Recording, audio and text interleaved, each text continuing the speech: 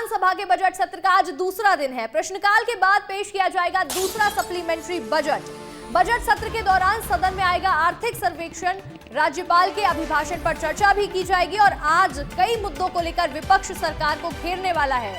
सरकार को घेरने की तैयारी विपक्ष ने कर ली है और विधानसभा के बजट सत्र का आज दूसरा दिन है। प्रश्नकाल के बाद दूसरा सप्लीमेंट्री बजट पेश किया जाएगा। बजट सत्र के दौरान सदन में आर्थिक सर्वेक्षण को भी पेश किया जाना है और इसके साथ ही राज्यपाल के अभिभाषण पर भी चर्चा होगी। विधानसभा के बजट सत्र का आज दूसरा दिन है। और वहीं देखिए, मध्य प्रदेश सरकार 12 मार्च को बजट पेश करने वाली है। वित्तीय वर्ष 2024-25 का बजट पेश किया जाने वाला है। महिला, किसान, युवा और गरीब पर ही फोकस रहेगा। 1 लाख नई नौकरियों का ऐलान किया जा सकता है। वहीं पिछली बार से ज्यादा इस बार के बजट की राशि होगी और बड़ी जानकारी है क्योंकि मध्य प्रदेश सरकार अपना दूसरा बजट पेश करने वाली है। मोहन सरकार मध्य प्रदेश में अपना दूसरा बजट पेश करेगी। 12 मार्च को यह बजट पेश किया जाएगा। वित्तीय वर्ष 2024 और 25 का बजट पेश होगा। महिला, किसान, युवा और गरीब पर इस बजट का पूरा फोकस रहने वाला है और साथ ही 1 लाख नई नौकरियों का ऐलान भी किया जा सकता है। और वहीं देखिए, मध्य प्रदेश विधानसभा में आज भी हंगामे के आसार हैं। विपक्ष कई सारे मुद्दे उठाता नजर आएगा। परिवहन और धान घोटाले का मुद्दा उठाया जाएगा। बीजेपी विधायक अजय बिश्नोई उठाएंगे धान घोटाले का मुद्दा। कांग्रेस विधायक रजनीश हरवंश उठाएंगे सिंचाई के लिए पानी न मिलने का मुद्दा। कई सारे मुद्दों को लेकर विपक्ष की तैयारियां हैं सरकार को घेरने की और आज भी हंगामेदार रहेगा विधानसभा का सत्र। आज दूसरा दिन है और विपक्ष उठाएगा परिवहन और धान घोटाले का मुद्दा। इसके साथ ही बीजेपी विधायक अजय बिश्नोई धान घोटाले का मुद्दा भी उठाते हुए नजर आएंगे और इस पूरी जानकारी पर, पूरी खबर पर मध्य प्रदेश विधानसभा सत्र को लेकर जानकारी देने के लिए हमारी सहयोगी रंजना दुबे हमारे साथ जुड़ रही हैं। रंजना, मध्य प्रदेश में विधानसभा बजट सत्र का आज दूसरा दिन है और कई सारे हंगामे के आसार है। कई घोटालों पर भी मुद्दा उठाया जाएगा।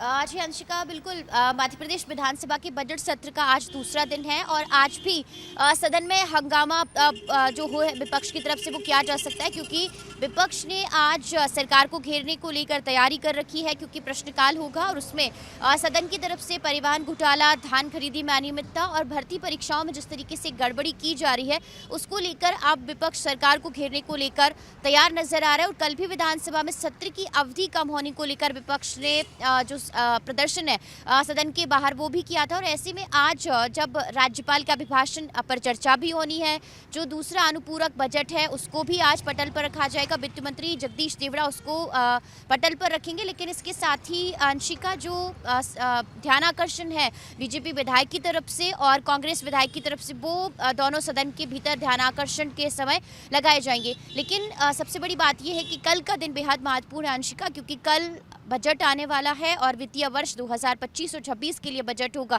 4 लाख करोड़ का होगा और ऐसे में सबकी निगाहें इस बजट को लेकर ही टिकी हुई है कि आखिर किस तरह से इस बार सभी वर्गों को साधने की जो कोशिश है इस बजट के माध्यम से होगी। लेकिन बजट से पहले आज का दिन हंगामेदार होगा और विपक्ष पूरी तरह से सरकार को घेरने को लेकर तैयार है और आज जब सदन में पहुंचेगी तो उसी रणनीति के साथ आज जो पूरा विपक्ष है वो आक्रामक नजर आएगा। जी रंजना, बिल्कुल देखिए, आज का बजट सत्र काफी ज्यादा हंगामेदार होने वाला है और जैसा कि आप बता रहे थे कि कई सारे वर्गों को साधने की कोशिश मोहन सरकार करने वाली है। ऐसे में बजट में खास क्या होने वाला है और लोगों की बहुत उम्मीदें हैं इस बार बजट से, तो महिलाओं के लिए, किसानों के लिए, युवक के लिए क्या खास इस बार बजट में होगा?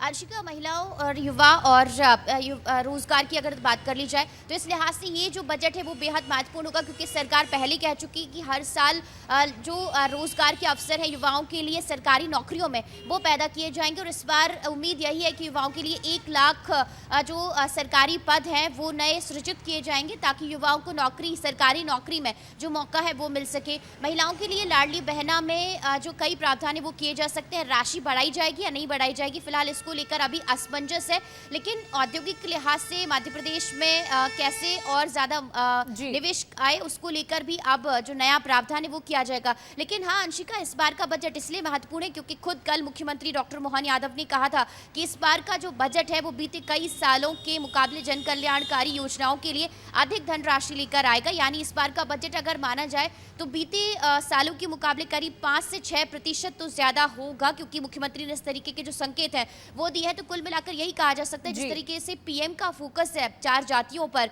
महिला, युवा, किसान और रोजगार को लेकर, तो ऐसे में इन्हीं 4 जातियों पर पूरा फोकस बजट के भीतर रहेगा और सभी वर्गों को साधने की कोशिश। और हर सबसे ज्यादा जो बजट है वो एजुकेशन पर रहेगा, स्कूली शिक्षा में सुधार को लेकर। जी रंजना, बिल्कुल देखिए कई सारे वर्गों पर फोकस किया जाएगा, कई सारी चीजों पर फोकस किया जाना है, नई नीतियों पर, और कई ऐलान भी हो सकते हैं। और जैसे कि आप बता रहे थे कि इस बार कई फीसदी बढ़कर बजट आएगा, तो ऐसा उम्मीद जताई जा रही है कि 4 लाख करोड़ से ज्यादा का इस बार मध्य प्रदेश का बजट हो सकता है। फिलहाल रंजना, आपका जुड़ने के लिए और तमाम जानकारियां देने के लिए बहुत बहुत शुक्रिया।